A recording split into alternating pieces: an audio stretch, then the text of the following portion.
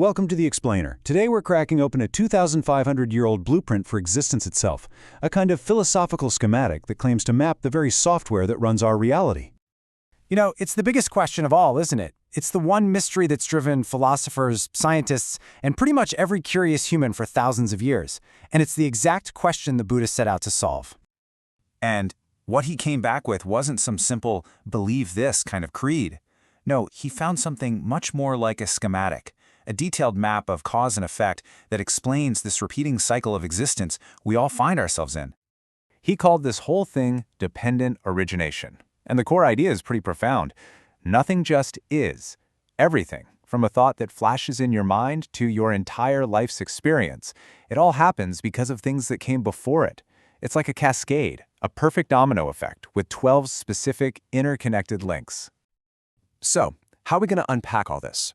Well, first, we'll see just how universal this cycle really is. Then we'll map out the whole chain link by link.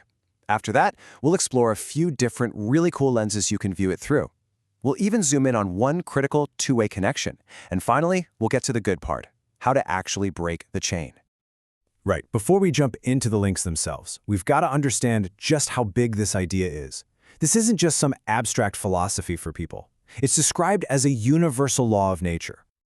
Seriously, this blueprint is said to apply across the board. It doesn't matter if we're talking about a person, a dog, a chicken, or even a tiny mosquito.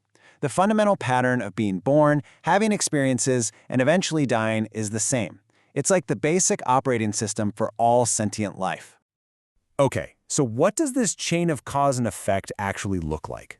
Well, the most common way to explain it is by laying it all out across 3 different time frames: the past, the present, and the future. So, it all kicks off with causes from a past life. Basically, ignorance and the actions that spring from that ignorance. Those past causes then create our entire present reality, everything from that first spark of consciousness to the development of our body, our senses, our feelings, and our desires. And then, the choices we make right now, driven by craving and clinging, they set the stage for our future, a new birth, and of course aging and death all over again. But, and this is where it gets really fascinating, that linear 3-life model isn't the only way to get your head around the chain. The teaching presents this as a multifaceted truth, something you can view through several different lenses. Scholars point to at least 4 major ways to look at it. We've just talked about the phased view, across lifetimes. But then there's the momentary view, which says all 12 links are firing right now, in this single instant. Or distant causation, the idea that karma from many, many lives ago can pop up and ripen today. And finally, continuous bondage, which sees it all as one seamless, moment-to-moment process of creating our own reality. And the thing is, they aren't contradictions. They're just different zoom levels on the same picture. Let's just hang on that momentary idea for a second, because this one is a total game changer. It means that these so-called past links, like ignorance, aren't just historical artifacts. Nope, they are live, active processes happening inside you, right this second. To really get this, think about it in terms of psychology. You know how a really powerful childhood experience, maybe one you don't even consciously remember, can still totally shape your personality as an adult?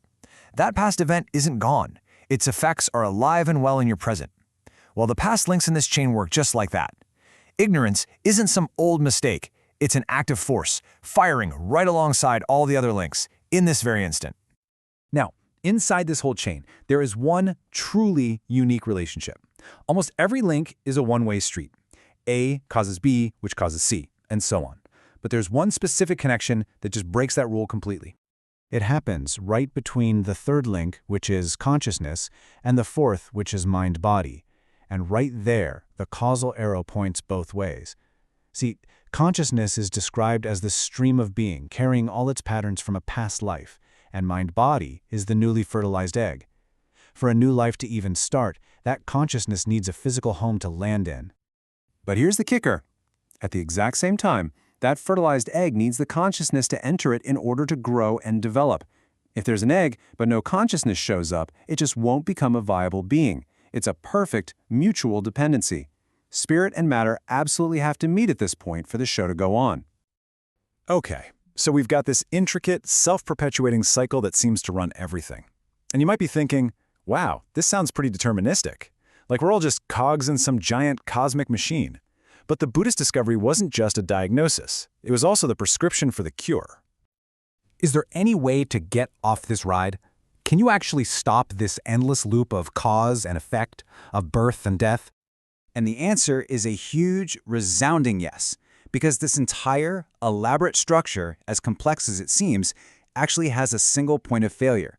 The whole thing is built on a faulty foundation. The linchpin, the one thing holding this entire chain together, is its very first link: ignorance. Now, this isn't ignorance like not knowing a fact. It's a much deeper misperception of reality itself. It's seeing things that change as permanent and seeing things that are interconnected as separate. And this reveals the path to freedom so brilliantly.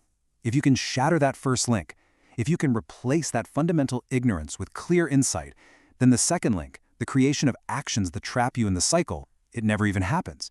You cut off the root cause, and the entire chain of effects just collapses. The whole system just stops. The engine runs out of fuel. According to this teaching, this isn't about just hoping for a better rebirth next time around.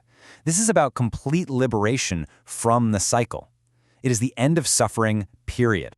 And that leaves us with a really powerful final thought. If the entire prison of existence, according to this blueprint, isn't built from steel bars, but from one single fundamental misunderstanding, well, the implication is staggering.